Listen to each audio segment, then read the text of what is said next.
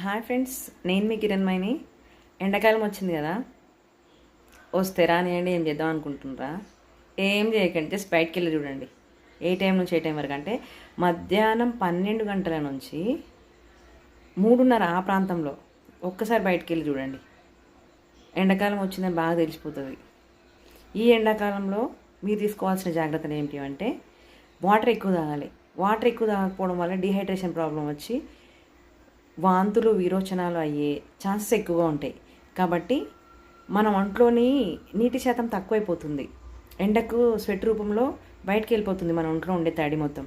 కాబట్టి ఈ డిహైడ్రేషన్కి గురి కాకుండా అలాగని బయట ఏది పడితే తాగండి. ఐస్ ముక్కలు వేసే పదార్థాలు అసలే తాగొద్దు, ఎందుకంటే దానివల్ల థ్రోట్ ఇన్ఫెక్షన్స్ అయ్యే ప్రమాదం ఉంటుంది.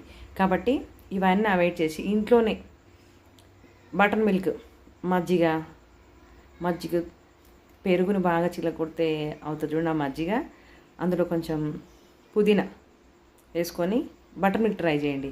అండ్ నెక్స్ట్ నా ఫేవరెట్ రెసిపీ అంబలి. ఇది ఒంటిని ఎంత చల్లగా చేస్తుంది అంటే అంత చేస్తుంది.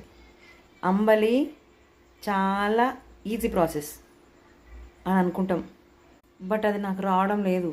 పొయ్యి మీద పెట్టిన ప్రతిసారి పొంగిపోయిన ప్రతిసారి నేను పొయ్యి తోమాల్సి వస్తుంది. ప్రతిసారి ఇంత రిస్క్ తీసుకోలేను కదా. కాబట్టి మా ఇంట్లో మా అమ్మ చేస్తే కడుపు నిండా తాగేస్తాను.